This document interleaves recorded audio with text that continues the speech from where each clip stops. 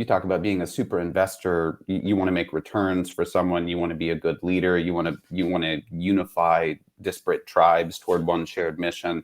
All of this requires that you see your blind spots because you're going to get punched from every different direction.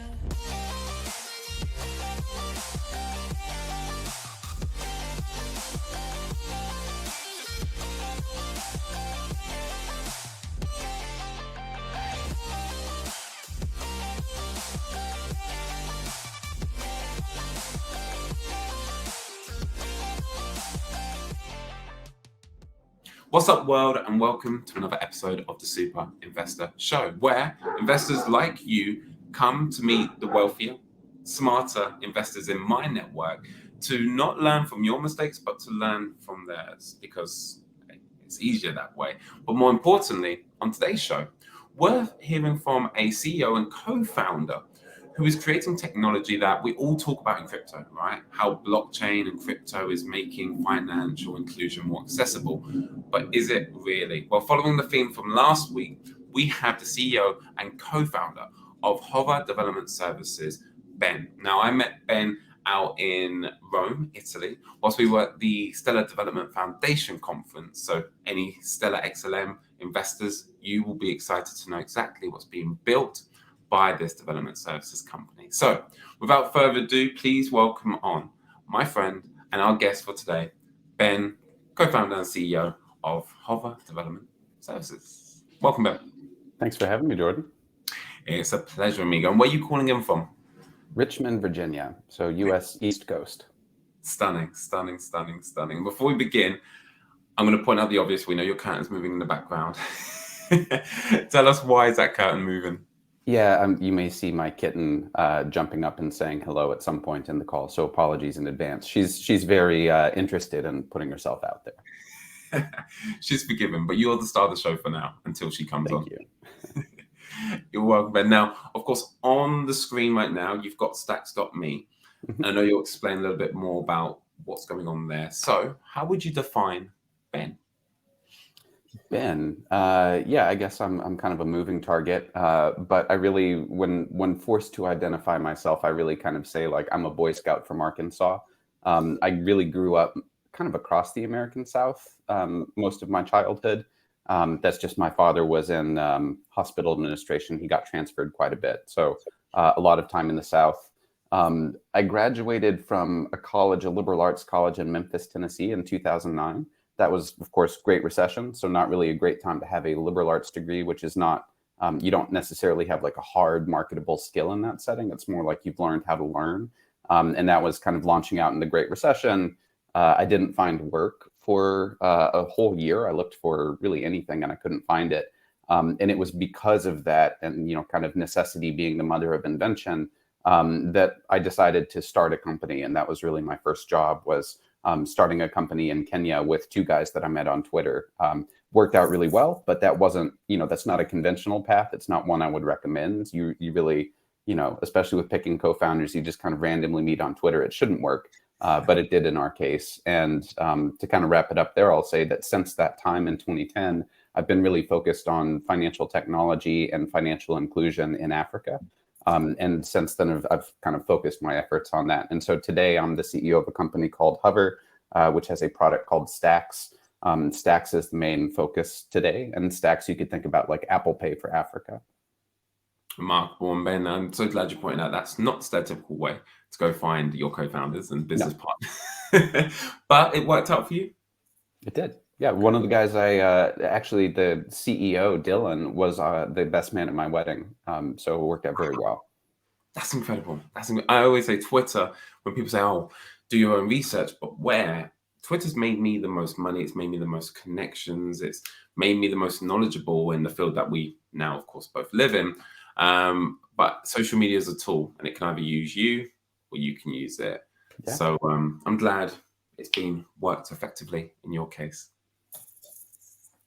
So with that being said, and that you've made leaps and bounds moving from a year of unemployment to now developing and growing and committing yourself to Stacks, I want to know, of course, two questions. Now, if you're new to the show, we ask two questions for a reason. We keep it conversational.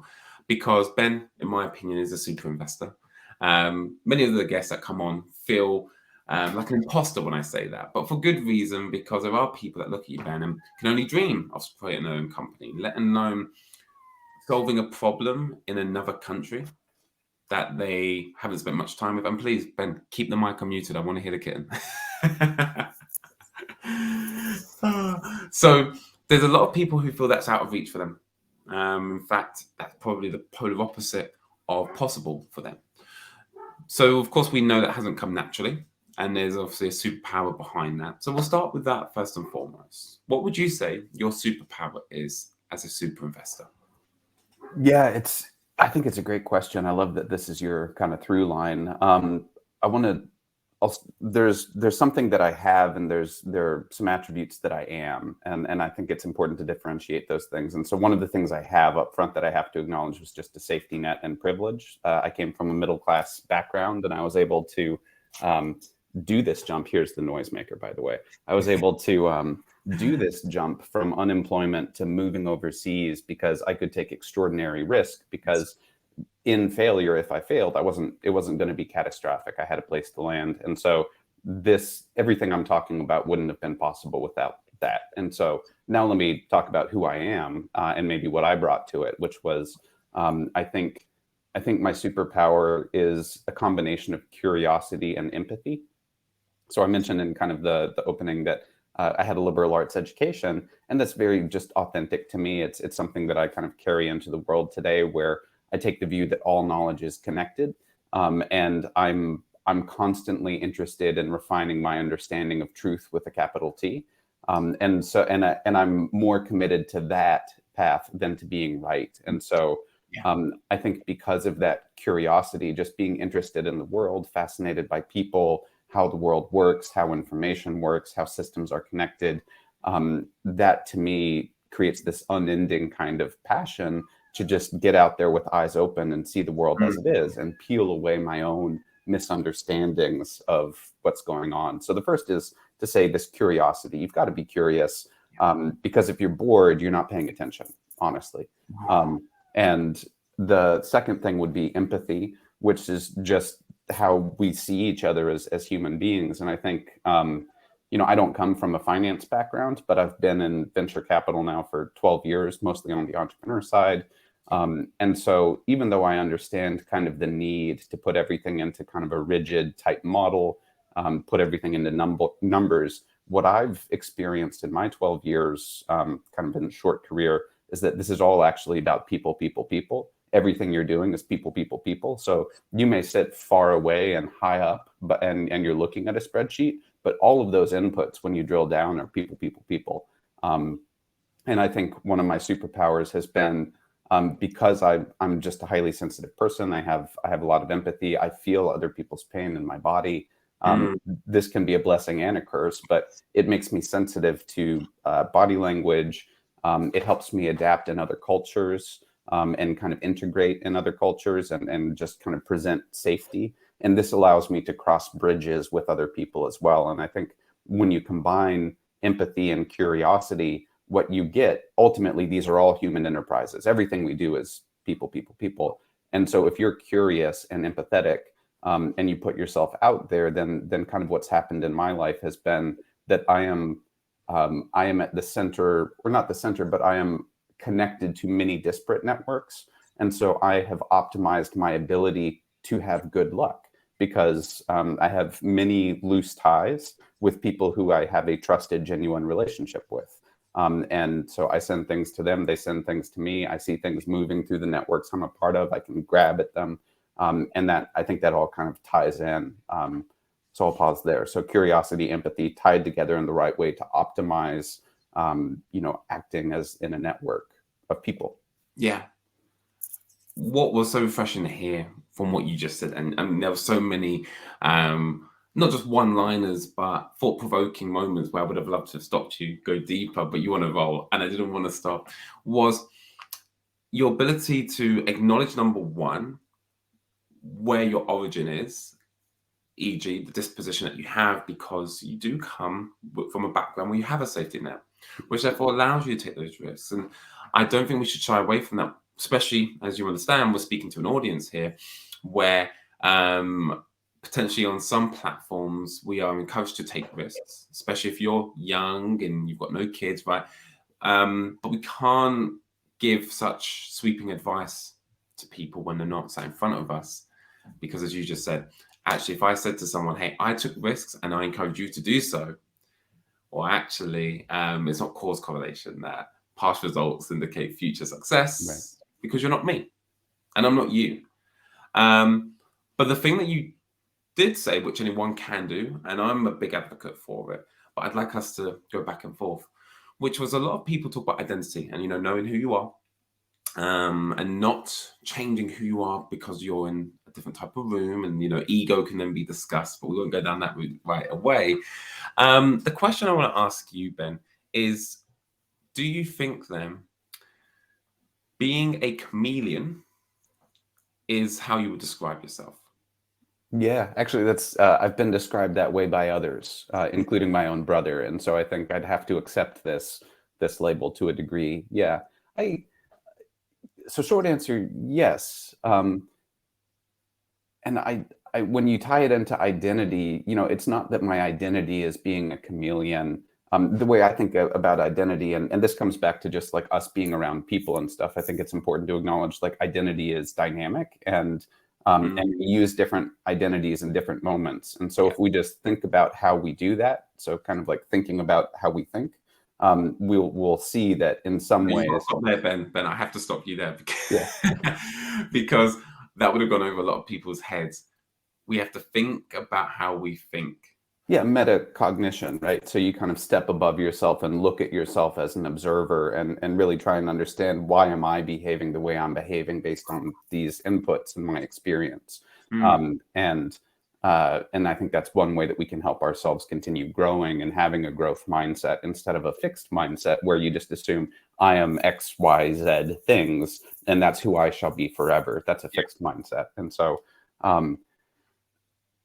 so the chameleon thing, I think it just comes back to like at my root, it's not that I'm a transactional chameleon just trying to fit in and be safe in any environment. It's actually that I want to have a genuine connection with whoever I'm talking to.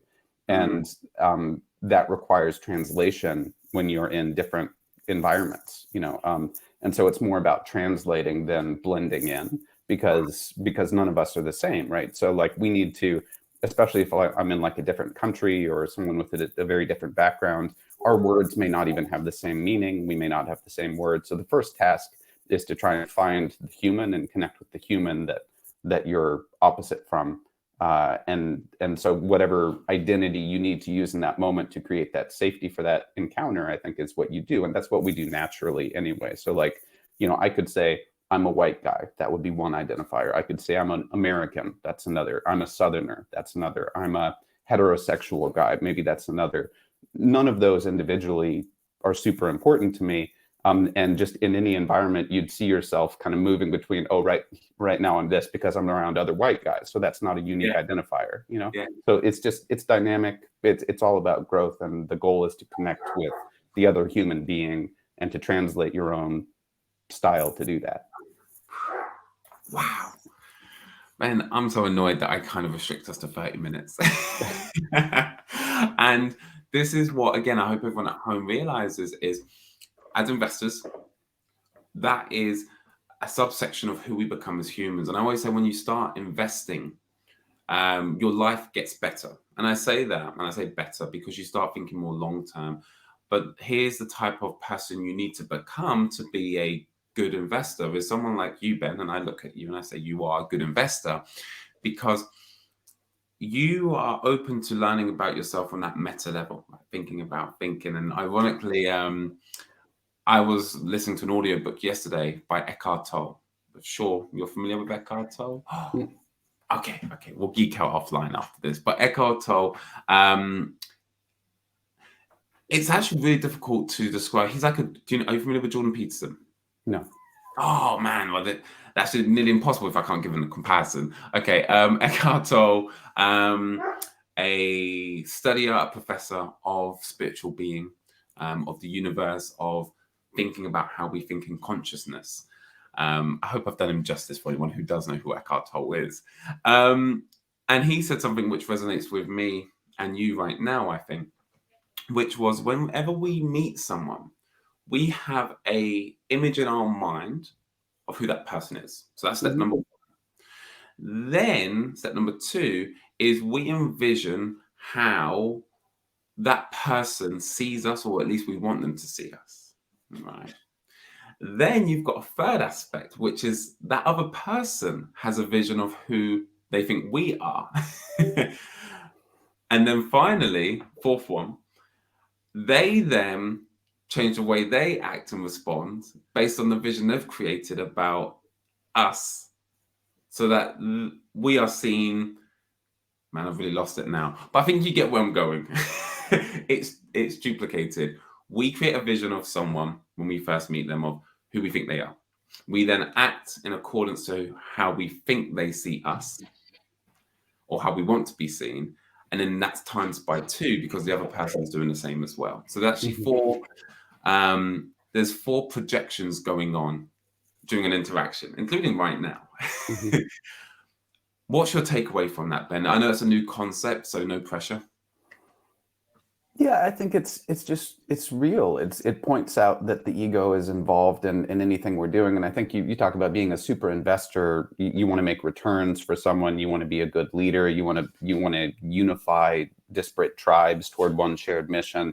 All of this requires that you see your blind spots, because you're going to get punched from every different direction, and because of the world, right? And so this isn't like being in touch with, like being empathetic, focusing on culture, focusing on how you communicate with others. Like, these aren't kind of woo-woo, soft skills. It turns out that these are the essential through lines of modern management, and these are the ways that you lead through crisis and uncertainty in any organization, whether it's a nonprofit or a Navy SEAL team. And that's true when you look at like the elements of how those teams work and how the communication works. This is not woo-woo. It really is about like, how can we have trust in one another, lead with trust, have an environment in which people can take independent initiative, et cetera. So, but your question was about kind of like those four different things in play when you're just having a conversation with someone. I think this is why, so I'm an introvert.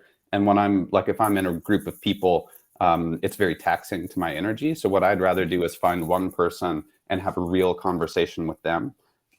Yeah. So like when I'm doing that, I think it comes down to you're trying to get to a real human connection.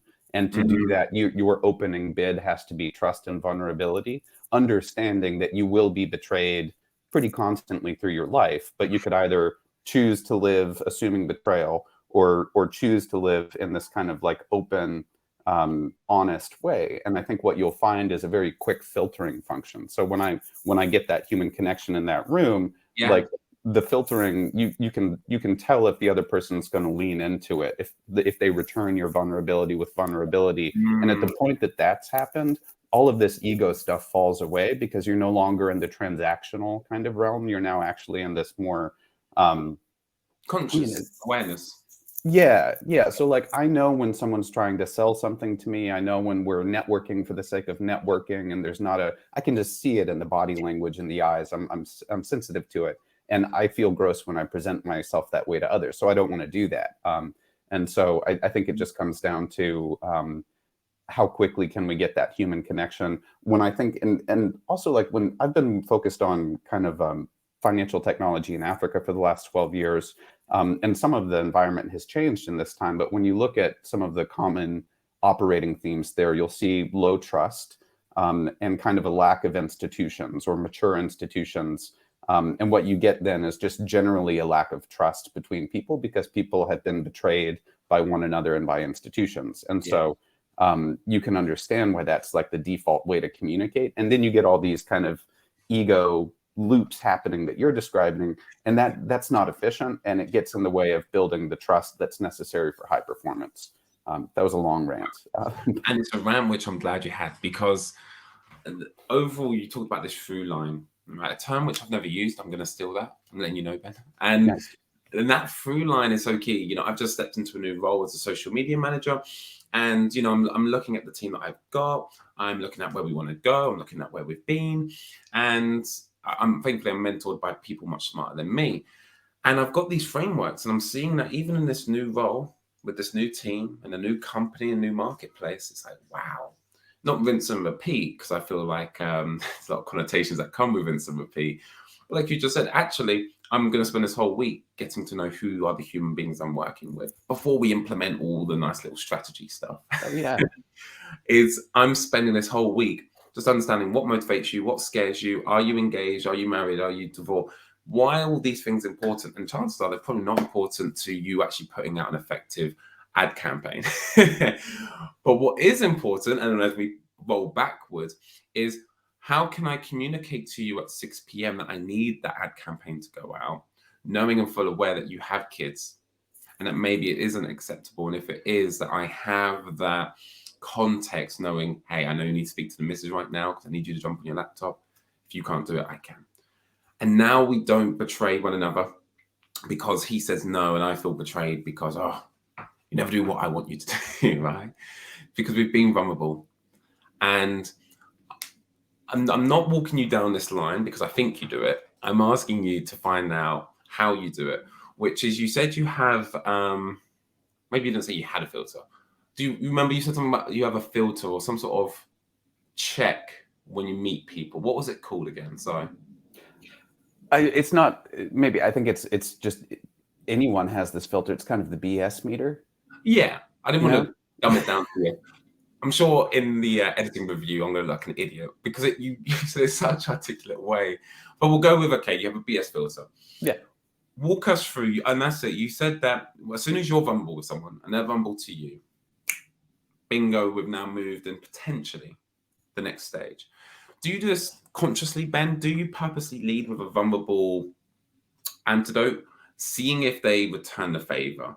And now you know there's a verbal commitment. Now we've moved into a more...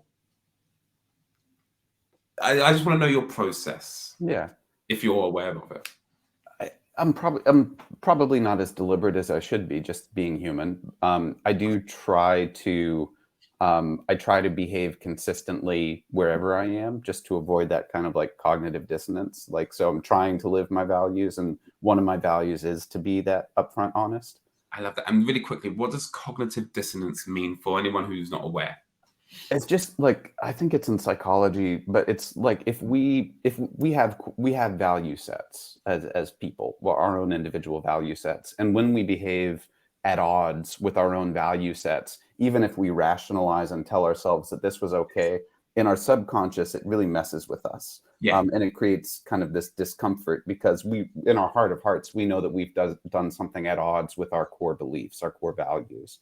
And so that dissonance is something, it's your own internal kind of BS meter, I think, to your own behavior and growth as a person. And so like I'm just like everyone, I'm trying to behave congruent with my values. And so if you're overly formulaic in what is an introduction, right? Like if I'm coming to you and I have a rule book, that is also transactional. And what I've done is I've tried to smash, again, what is a human experience into a mold.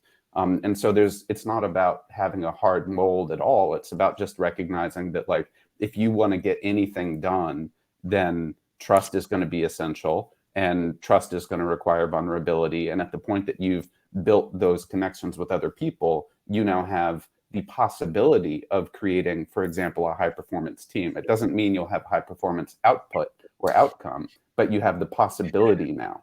And if you don't do those things, you won't have the possibility in the modern era. So like it's, you must do this for your career success. But if you do it in such a rigid way also, I think it will backfire, so there's a bit of a paradox to embrace there. And Ben, I need to talk to you more offline. I need to talk to you more, and I say that because the way you think, I literally aspire to get to not where you are, but at least where you're going. Because I'm going through that process myself, to the point where I'm listening to an audiobook called Thinking in Bets. Familiar with that book? I haven't read it, but I'm familiar with like the Cliff Notes. Yeah. Excellent. I'm a speed reader, and I say that because I've read not hundreds of books, I've read a lot of books, and I've listened to a lot of books.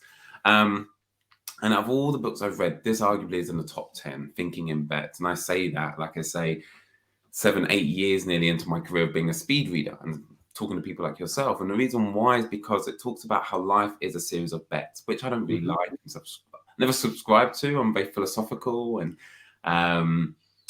ultrally, I believe in law of attraction, which can fall in line with thinking in bets. And we can come on to that maybe later on. But thinking in bets talks about how making a good decision does not equal a good outcome. And the same way, making a good decision and it is a bad outcome doesn't now mean hindsight bias that you made a bad decision, right?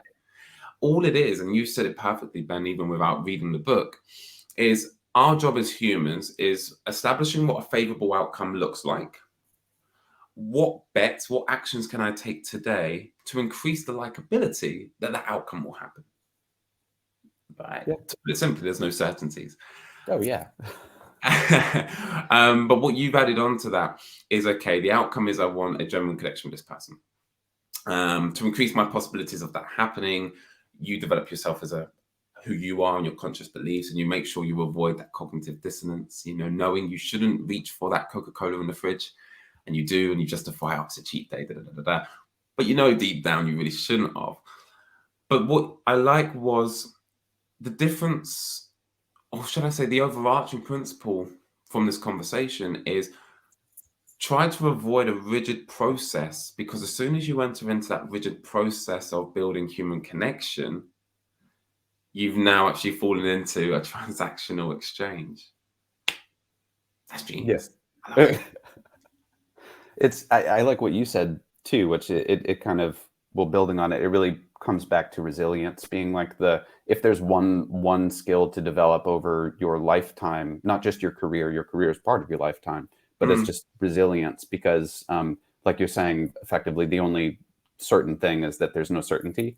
And so you can develop hard skills for a world that won't exist in, this world today won't ever exist again, so I think it's important that we build our skills for uncertainty, and you can't have rigidity and uncertainty. And that applies to the individual human level, like how you talk to other people. It applies to how you design an organization. It applies to how that organization communicates internally, externally. It all comes down to how do I foster resilience? Because I can make bets, like you're saying. I can have like a general direction that I think the outcomes will fall within, but I don't know where.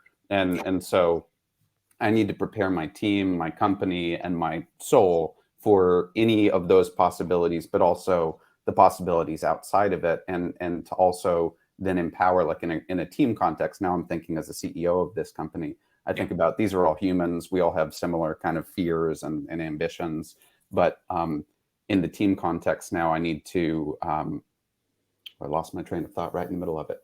It's fine. It will come back to you, I'm sure. Yeah. I'll pick up. I got it. Yeah, it's in the team context. It's just like, what's important is every individual needs to know that they have the opportunity to figure things out. And so when they come up against a problem, maybe I haven't given them like a command and control type order. For them to take initiative and to solve this problem, they need to, one, know that they can do that, but then they also need to feel the safety to do that. And this comes back to like organizational resilience. And that's where that human connection is everything. You think about like Kim Scott's book, Radical Candor. You can't challenge someone directly until you've established that you care personally. But radical candor, again, not woo-woo, like tie this into the organization now. And you'll see the same thing in the SEAL teams. Like you'll see this in the US Marine Corps.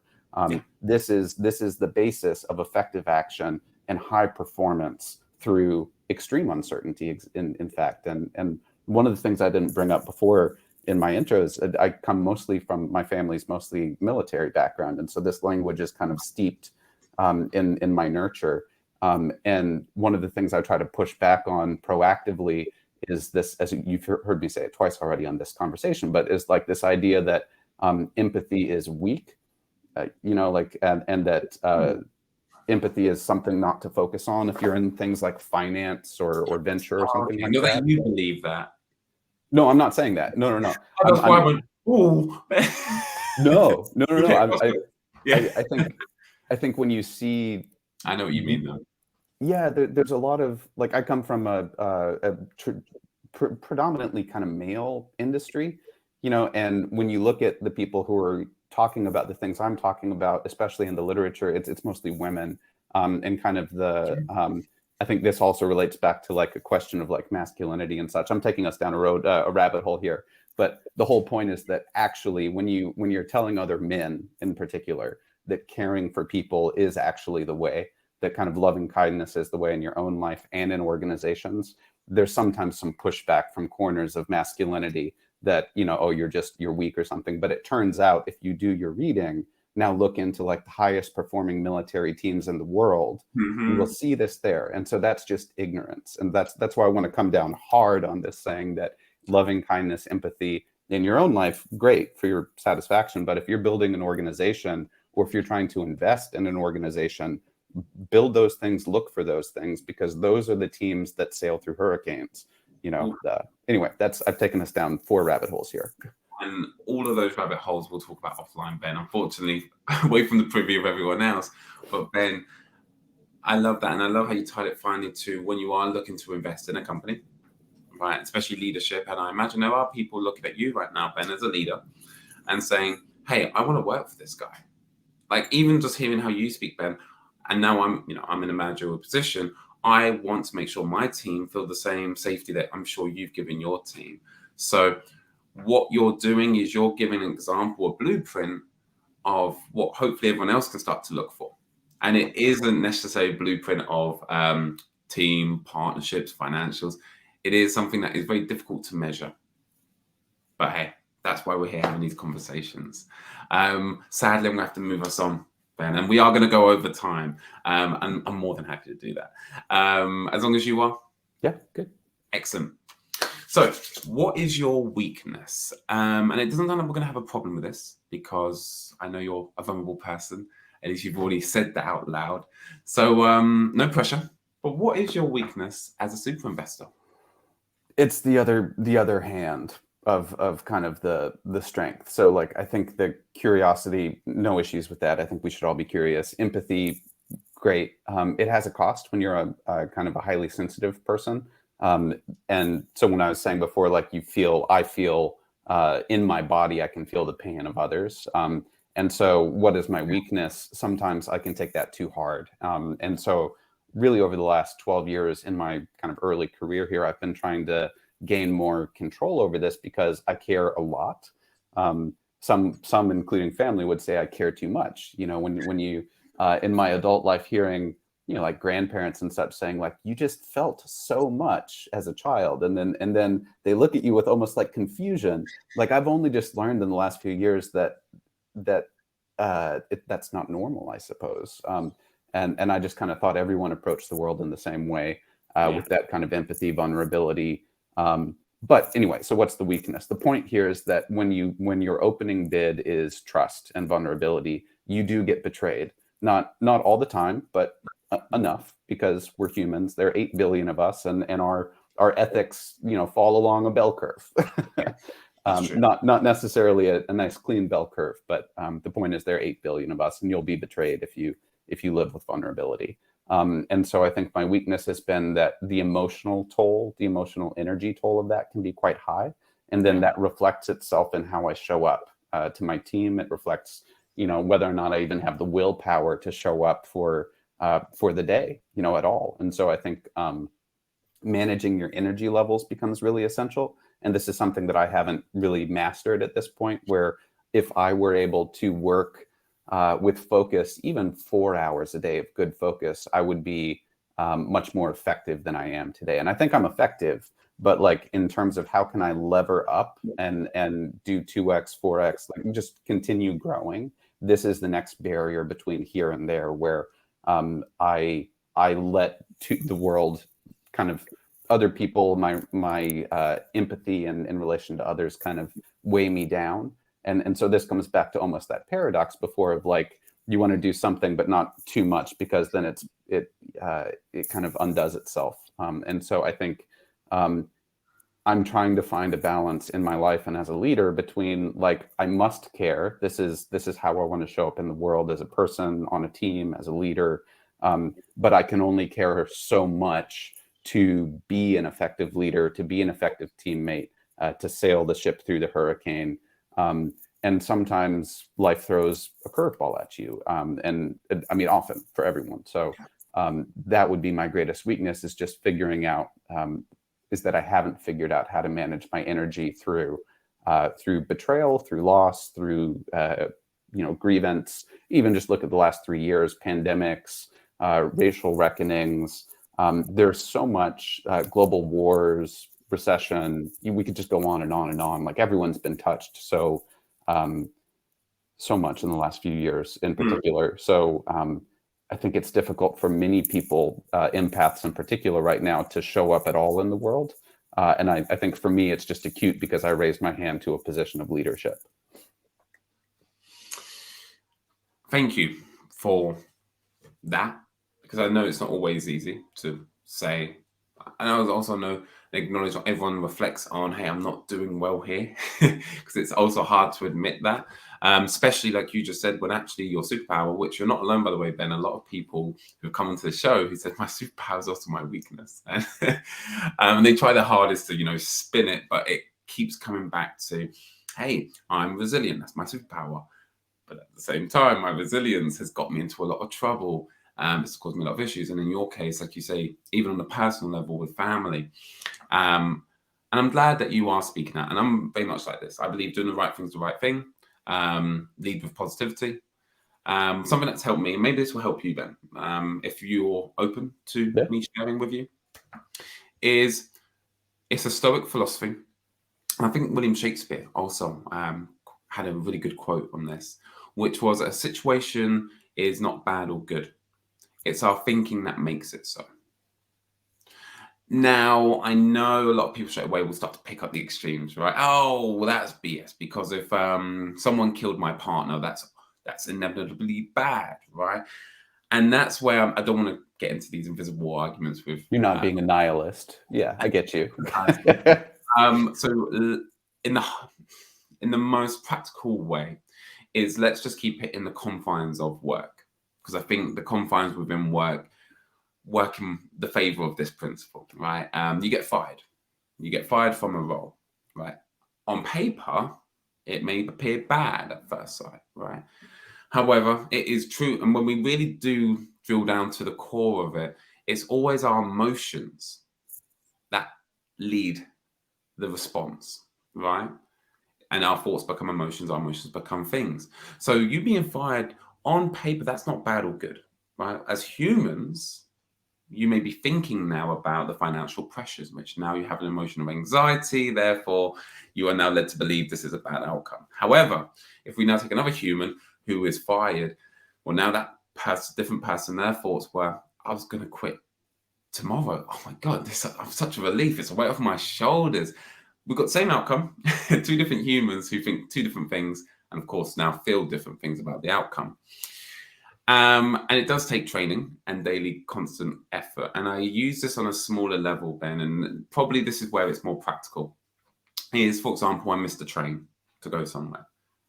Oh, this is so bad, I'm going to run late. No. Because I could have been on that train, I could have died. There's no guarantees, there's no certainties. What's happened has happened now. I can only control how I respond to this. And maybe now it gives me time to get back to some emails, and it's moving that project forward. So actually that train being delayed, hey, it turned out to be a really good thing. And it really is your perspective on that situation. Have you tried anything like that, Ben? What tools are you using to try to manage your emotions? Yeah, two things your comments made me think about. There's a book called Man's Search for Meaning by Viktor Frankl. And so I think about kind of logotherapy, which he summarized as... perfect example, by the way. Great. So we're connected. And he's kind of doing this not in the gender neutral, but he would summarize it as he who knows the why to his existence can endure any how. And so I think if you have that personal mission, then you recognize, hopefully, that even when it's really painful, the other stuff can be noisy, and you can just learn to just focus on the mission, to get through it. So you have a why to get through it first. You need to have a motivation to get through it. And then more tactically, one of the tools that's been really helpful for me is I've had several years of cognitive behavioral therapy. And so when you were talking about like an idea becomes an emotion becomes an action, I would actually even, when you kind of look at like the mind-body connection as, and I'm not an authority on this, so I'd say further research required, but when you look at the mind-body connection, there was a French philosopher, I forget the name, but he put it that we don't run because we're afraid because we run.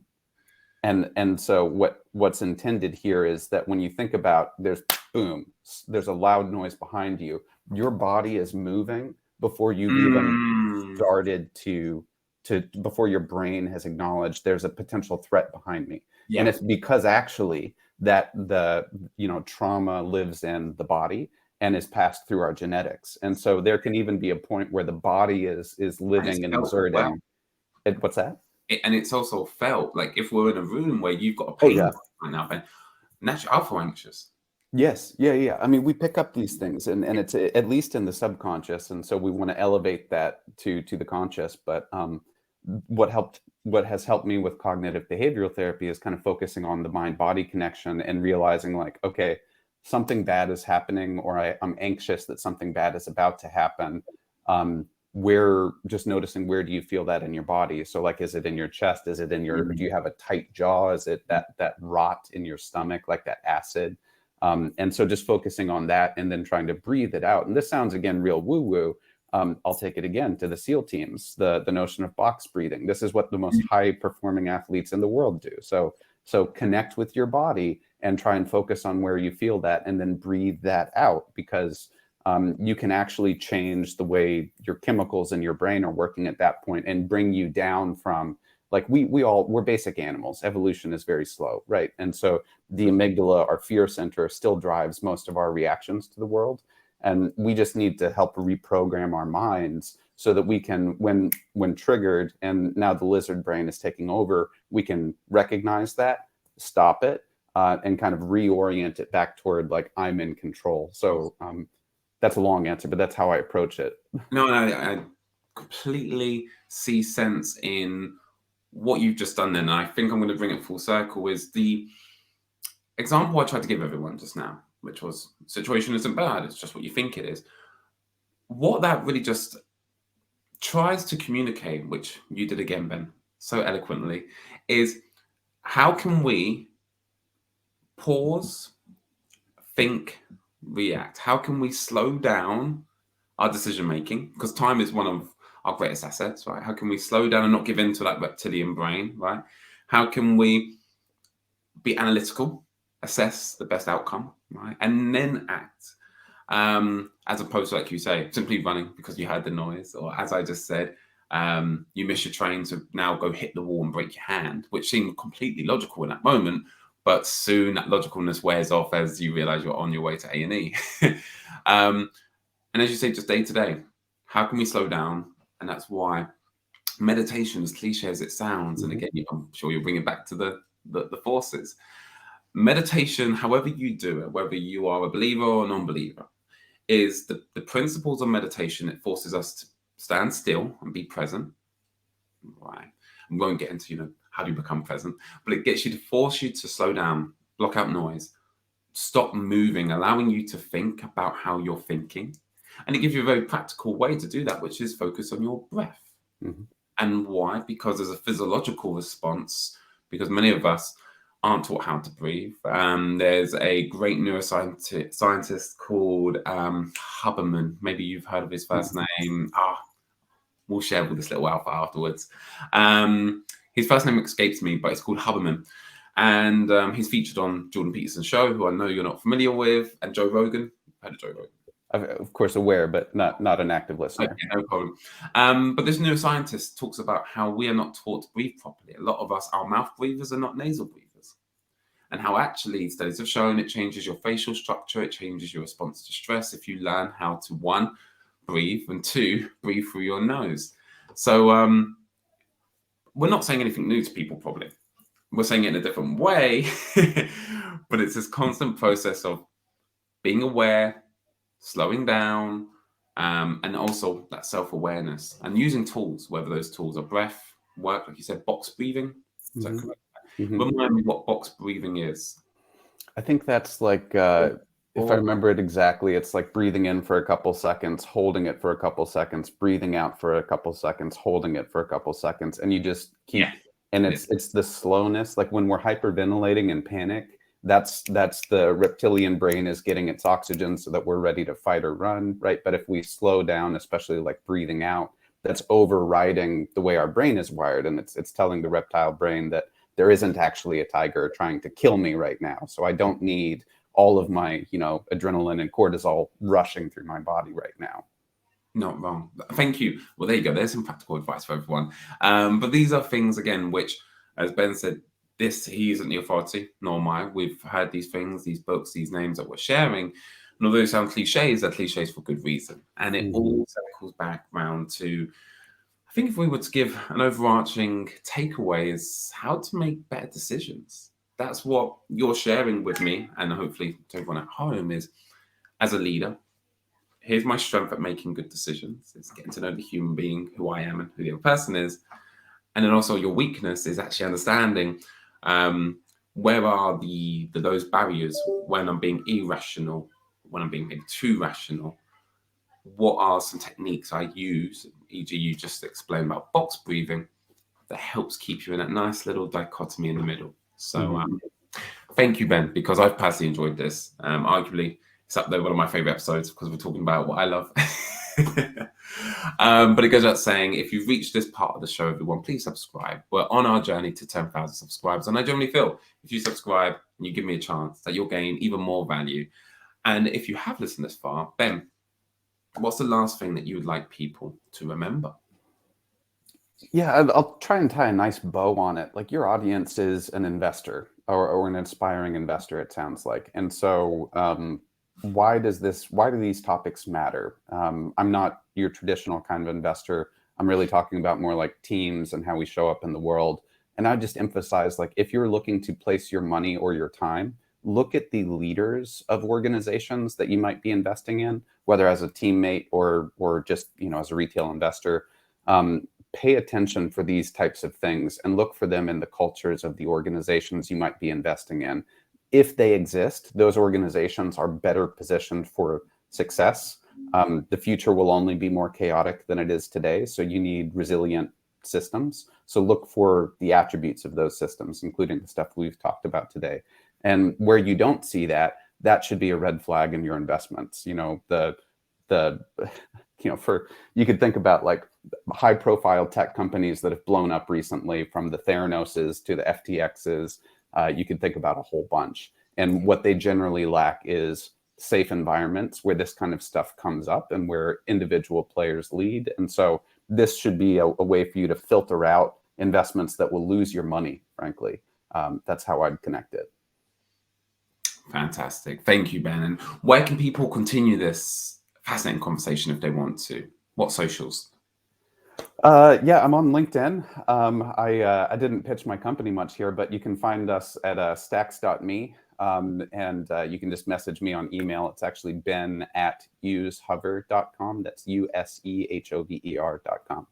Excellent. Of course, Ben, goes without saying, we'll put that all down in the description. But more importantly, I know you said you didn't promote your company much. But at the same time, between this period, between 0 minutes to 50 minutes, people have got to know you. Right. And if they are connected enough to learn more about you, whatever you're building, naturally so, they'll want to learn more about. So you've done a good job at telling the world who you are and giving plenty of value. So thank you for your time, Ben. Thank you, Jordan. You're welcome. And with that being said, everyone, I will see you next week where we bring on another super investor. Well, you'll become 1% better.